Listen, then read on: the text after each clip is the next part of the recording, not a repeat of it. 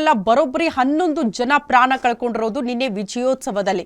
ಅದರಲ್ಲಿ ಪ್ರಮುಖವಾಗಿ ನಾವು ಗಮನಿಸಿದ್ರೆ ಎಲ್ಲರೂ ಕೂಡ ಯುತ್ಸೆ.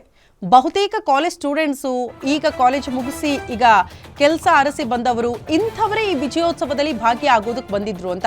ಕಾಲ್ತುಳಿತದಲ್ಲಿ ಕೋಲಾರದ ಇಂಜಿನಿಯರ್ ಕೂಡ ಮೃತಪಟ್ಟಿದ್ದಾರೆ. 24 ವರ್ಷದ ಸಹನಾ ಮೃತಪಟ್ಟಿರುವಂತಹ ಯುವತಿ ಅಂತ ಗುರುತಿಸಲಾಗಿದೆ.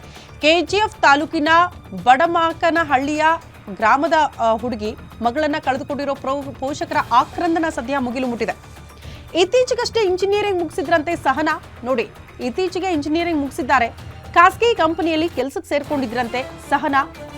ಮಗಳ ಮೇಲೆ ಪೋಷಕರು ಇಟ್ಟಿದ್ದ ಕನಸು ಈಗ ನುಚ್ಚು ನೂರಾಗಿದೆ. ಕೋಲಾರ ತಲುಪಿದೆ ಸಹನಾ ಮೃತದೇಹ. ಕುಟುಂಬಸ್ಥರ ಆಕ್ರಂದನ ಮುಗಿಲು ಮುಟ್ಟಿದೆ. ಎಸ್ಜಿ ಬಡಾವಣೆಯಲ್ಲಿರುವ ನಿವಾಸ ತಲುಪಿದೆ ಸಹನಾ ಮೃತದೇಹ ಅನ್ನೋದ್ರ ಬಗ್ಗೆ ಮಾಹಿತಿ ಸಿಗ್ತಾ ಇದೆ. 10 ಗಂಟೆ ತನಕ ಕೋಲಾರದಲ್ಲಿ ಅಂತಿಮ ದರ್ಶನಕ್ಕೆ ವ್ಯವಸ್ಥೆ ಮಾಡಿಕೊಂಡಿದ್ದಾರಂತೆ ಕುಟುಂಬಸ್ಥರು. ಆ ನಂತರ ಅವರ ಸ್ವಗ್ರಾಮದಲ್ಲೇ ಅಂತ್ಯಕ್ರಿಯೆ ನೆರವೇರಿಸೋದಕ್ಕೂ ಕೂಡ ಕುಟುಂಬಸ್ಥರು ನಿರ್ಧಾರ ಮಾಡಿದ್ದಾರೆ. ನೋಡಿ, ನಾನು ಇದೇ ಹೇಳೋದು, ಬಡವರ ಮಕ್ಕಳು ಅಂತ ಯಾಕೆ ಹೇಳ್ತಾ ಇದ್ದೀನಿ ಅಂದ್ರೆ ಎಲ್ಲ ಕೂಡ ಮಧ್ಯಮ ಬಡವರ್ಗದವರೇ. ಕಷ್ಟಪಟ್ಟು ಮಕ್ಕಳಿಗೆ ಒಂದು ಎಜುಕೇಶನ್ ಕೊಡ್ಸಿರ್ತಾರೆ, ಕೆಲಸ ಮಾಡಿ ನಮ್ಮನ್ನ ಸಾಕ್ತಾರೆ, ನಮ್ಮ ಕುಟುಂಬಕ್ಕೆ ಆಧಾರ ಆಗ್ತಾರೆ, ವಯಸ್ಸಾದ ಕಾಲದಲ್ಲಿ ನಮ್ಮ ಮಕ್ಕಳು ನಮ್ಮನ್ನ ನೋಡ್ಕೊಳ್ತಾರೆ ಅಂತ. ಬಹುತೇಕ ಕಡೆ ನಾನು ಹೇಳ್ದಂಗೆ ಯುತ್ಸೆ ನಿನ್ನೆ ಆ ವಿಜಯೋತ್ಸವದಲ್ಲಿ ಬಲಿಯಾಗಿರೋರು. ಈಗ ಆ ಕುಟುಂಬಗಳಿಗೆ ಆಧಾರ ಸ್ತಂಭ ಯಾರು? ಯಾರ್ದೋ ತಪ್ಪಿಗೆ ಇನ್ಯಾರಿಗೋ ಶಿಕ್ಷೆ ಆಗುತ್ತೆ, ಯಾರ್ದೋ ಅಮಾಯಕ ಜೀವ ಬಲಿಯಾಗುತ್ತೆ ಅಂದ್ರೆ ಆ ಕುಟುಂಬಸ್ಥರಿಗೆ ನೆರವಾಗಿ ಅವ್ರಿಗೆ ಬೆಂಬಲವಾಗಿ ಕೊನೆ ತನಕ ನಿಲ್ಲೋದಕ್ಕೆ ಸಾಧ್ಯನಾ?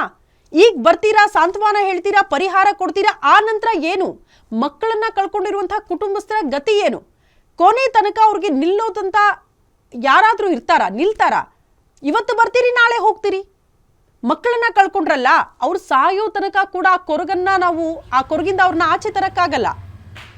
ನೋಡಿ, ಸಹನಾ ಪಾಪ ಹೆಣ್ಣು ಮಗು, ಎಜುಕೇಶನ್ ಕೊಡಿಸಿದ್ರು, ಇಂಜಿನಿಯರಿಂಗ್ ಮುಗಿಸಿದ್ರು, ಒಂದು ಖಾಸಗಿ ಕಂಪನಿಯಲ್ಲಿ ಉನ್ನತ ಸ್ಥಾನದಲ್ಲಿದ್ರು, ಕೆಲಸ ಮಾಡ್ತಾ ಇದ್ರು, ಕೈ ತುಂಬ ಸಂಬಳ, ಕುಟುಂಬವನ್ನ ನೋಡ್ಕೊಳ್ತಾ ಇದ್ರು ಚೆನ್ನಾಗಿ ಅಂತ ಆ ಕುಟುಂಬಸ್ಥರು ಕೂಡ ಆಸೆ ಇಟ್ಟಿದ್ರಲ್ಲ, ಅದೆಲ್ಲ ಕೂಡ ನುಚ್ಚು ನೂರಾಗಿ ಹೋಗಿದೆ. ಸಹನಾ ಜೊತೆನೆ ಹೋಗ್ಬಿಡುತ್ತೆ ಎಲ್ಲವೂ ಕೂಡ. ಆ ಕುಟುಂಬಸ್ಥರಿಗೆ ಆಧಾರ ಏನು? ಅವ್ರು ಪ್ರಶ್ನೆ ಮಾಡ್ತಿದ್ದಾರೆ ಇದನ್ನ. ನಿರೀಕ್ಷೆ ಇರಲಿಲ್ಲ, ವ್ಯವಸ್ಥೆ ಮಾಡ್ಕೊಂಡಿದ್ವಿ, ಯಾರ್ದೋ ತಪ್ಪಿಗಲ್ಲ, ಅಭಿಮಾನಿಗಳು ಹುಚ್ಚೆದ್ದು ಜನ ಸೇರ್ಬಿಟ್ರು, ಏಕಾಏಕಿ ಓಡೋಗೋ ಪ್ರಯತ್ನ ಮಾಡಿದ್ರು, ಅವ್ರದೇ ನೂಕು ನುಗ್ಲಾಗಿ ಹೋಯ್ತು, ಕಾಲ್ತುಳಿತ ಉಂಟಾಯ್ತು ಅನ್ನುವಂಥ ಬೇಜವಾಬ್ದಾರಿತನದ ಸ್ಟೇಟ್ಮೆಂಟ್ಗಳು ಬರಬಾರ್ದು.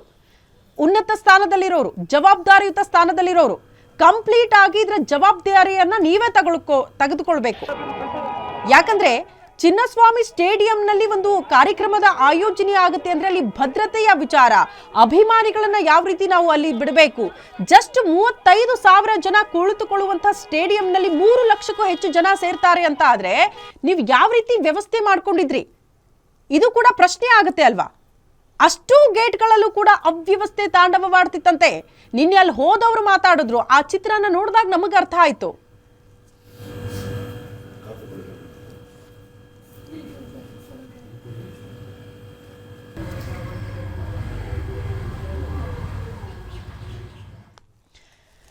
ಮತ್ತಷ್ಟು ಡೀಟೇಲ್ಸ್ ಅನ್ನ ಪಡ್ಕೊಳ್ಳೋಣ. ನಮ್ಮ ಪ್ರತಿನಿಧಿ ಕುಮಾರ್ ದೂರವಾಣಿ ಸಂಪರ್ಕದಲ್ಲಿದ್ದಾರೆ. ಕುಮಾರ್, ಸಹನಾ ಕೂಡ ಮೃತಪಟ್ಟಿದ್ದಾರೆ. ಪಾಪ ಕಷ್ಟಪಟ್ಟು ಅವಳಿಗೆ ಎಜುಕೇಶನ್ ಕೊಡಿಸಿ ಆಕೆ ಈಗ ಕೆಲಸ ಕೂಡ ಮಾಡ್ತಿದ್ರಂತೆ, ಕುಟುಂಬದ ಜವಾಬ್ದಾರಿ ಹೊತ್ತಿದ್ರು. ಈಗ ಆಕೆಯನ್ನ ಕಳೆದುಕೊಂಡಂತ ಕುಟುಂಬದ ಪರಿಸ್ಥಿತಿ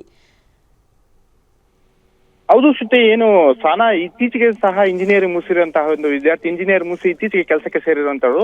ಬೆಂಗಳೂರಿನಲ್ಲಿ ಕೆಲಸ ಮಾಡ್ತಾ ಇದ್ದಂತಹ ಒಂದು ಸಹನಾ ಪೋಷಕರಿಗೆ ಹೇಳಿದನೇ ಸಹ ಈ ಒಂದು RCB ಒಂದು ಇದಕ್ಕೆ ನನ್ನ ಚಿನ್ನಸ್ವಾಮಿ ಸ್ಟೇಡಿಯಂ ಹತ್ರ ಹೋಗಿರ್ತಾರೆ. ಚಿನ್ನಸ್ವಾಮಿ ಸ್ಟೇಡಿಯಂ ಹತ್ರ ಹೋಗಿದಂತಹ ಒಂದು ಇದರಲ್ಲಿ ಕಾಲ್ತುಳಿತಕ್ಕೆ ಸಿಕ್ಕಾಕೊಂಡಂತಹ ಸಹನಾ ತೀವ್ರ ಅಸ್ವಸ್ಥ ಆಗುತ್ತೆ. ತೀವ್ರ ಅಸ್ವಸ್ಥ ಆದಂತಹ ಸಹನಾನ ಆಸ್ಪತ್ರೆಗೆ ಸೇರಿಸುವ ಒಂದು ಇದರಲ್ಲಿ ಸಹ ಕೊನೆಯ ಹೇಳಿರ್ತಾರೆ. ಇಂತಹ ಒಂದು ಇದರಲ್ಲಿ ಬಹುತೇಕವಾಗಿ ಈಗಲೇ ಕುಟುಂಬಸ್ಥರ ರೋದನೆ ಒಂದು ಎಲ್ಲೆ ಮೀರಿದೆ ಅಂತಾನೆ ಹೇಳ್ಬೋದಾಗ್ತದೆ. ಸಹನಾ ಒಂದು ಕೋಲಾರದ ಒಂದು ಮನೆಯಲ್ಲೂ ಸಹ ಪೋಷಕರ ಒಂದು ಈಗಾಗಲೇ ಸಹ ಸಹನಾ ಒಂದು ಪಾರ್ಥಿವ ಶರೀರ ಕೋಲಾರದ ಮನೆಗೆ ಸೇರಿದ್ದು, ಕೋಲಾರದ ಮನೆಯಲ್ಲಿ ಸೂತಕದ ವಾತಾವರಣ ನಿರ್ಮಾಣವಾಗಿದೆ. ಈ ಒಂದು ಇದರಲ್ಲಿ ಈಗ ಬಹುತೇಕವಾಗಿ ಸಹನಾ ಒಂದು ಹೇಳದೇನೆ ಸಹ ಅಲ್ಲೇ ಸಹ ಒಂದು ಇಂಜಿನಿಯರಿಂಗ್ ವಿದ್ಯಾರ್ಥಿಯಾಗಿ ಅಲ್ಲೇ ಕೆಲಸ ಮಾಡ್ತಾ ಇರುವಂತಹ ಒಂದು ಇದರಲ್ಲಿ ಕೆಲಸ ಒಂದು ಯಾರಿಗೂ ಹೇಳದೆ ಹೋಗಿರುವಂತಹ ಒಂದು ಇದರಲ್ಲಿ ಕುಟುಂಬ ಬಹಳ ದುಃಖಿತರಾಗಿರುವಂತಹದನ್ನ ಇಲ್ಲಿ ನೋಡ್ಬೋದು ಶ್ರುತಿ. ಓಕೆ ಕುಮಾರ್, ಧನ್ಯವಾದಗಳು ತಮ್ಮೆಲ್ಲ ಮಾಹಿತಿಗೆ.